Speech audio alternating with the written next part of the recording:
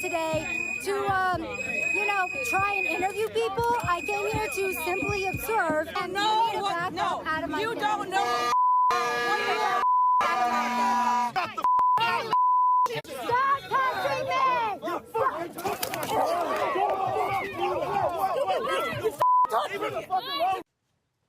A brutal assault on a Turning Point USA reporter covering an anti-ICE protest in Minneapolis, and she now says she's afraid to do her job.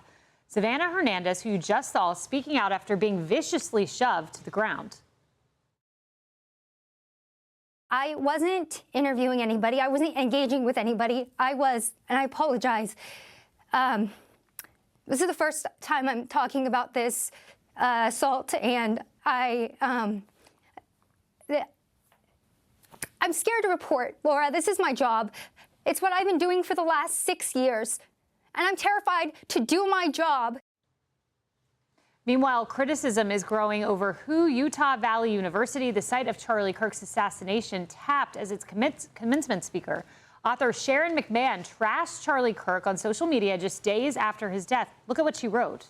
The murder that was horrific and should never have happened does not magically erase what was said or done. She added, to many Americans, Charlie Kirk was not a person who simply engaged in good faith debates. And we reached out to the university for a statement. They were unable to provide us with one in writing. And then meanwhile, at the University of Georgia, excitement growing ahead of tonight's Turning Point USA event with Vice President Vance expected to attend. Emily, returning to Savanah Hernandez, the reporter, this was a massive man. I saw he was described as probably 200 pounds or more, pummeling, attacking, assaulting a young girl, a reporter. Yes, and we saw him sort of very well in the frame before he pushed her. You could see the front view of him. It was horrifying to watch. My heart goes out to her. My heart breaks that she apologized for being emotional.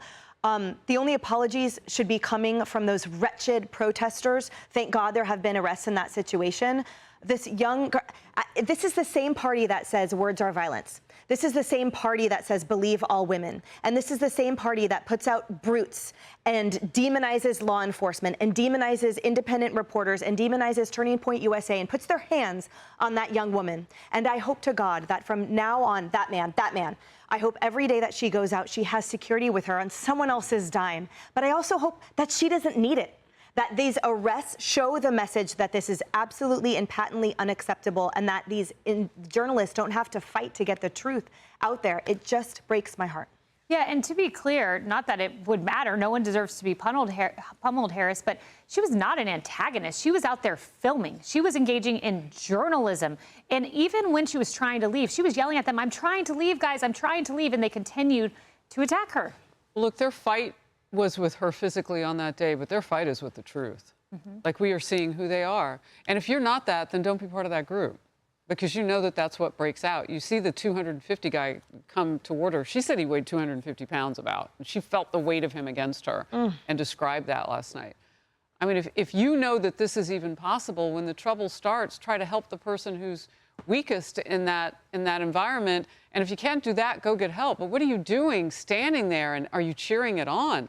I mean, I see a bunch of complicit people in the background there. I don't remember how many they arrested when this happened, but I could see there being more than one arrest. But in the meantime, she's 29 years old, reportedly. She's out there doing a job that I loved to do when I was much younger than she is at this age. As a journalist, you don't anticipate that. You're out to get the story. I've covered KKK rallies and walked away from a scene that was volatile, but not like this. This is beyond the pale. And it deserves a close look, because why shut journalism down? Why shut conservatism or whatever else is that they hate from that group down because they can't control themselves? Brian.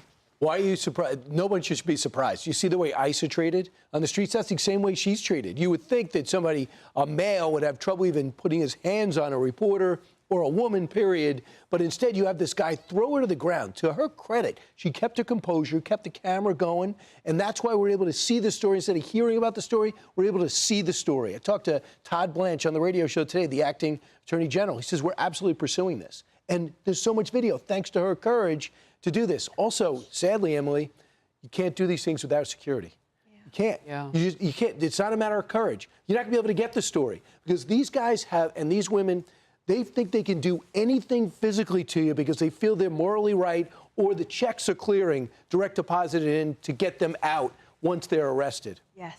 That is good to hear from Todd Blanche that they are taking this left-wing terrorism seriously. And we also had word last week that there were efforts to really look into how Antifa and other left-wing terror groups get their funding, how they organize. But one of the reasons why things like this keep happening is because why wouldn't it? They literally assassinated Charlie Kirk, and there was no rounding up of everybody involved with these left-wing terror networks. There is very little accountability for these attacks on the natural and civil rights of conservatives on campuses, on the street, and elsewhere. And until there is real accountability, you can expect to see these violent attacks continue. Yeah, well, there could be federal charges. We'll see. Todd Blanche looking into it, as he told you on radio.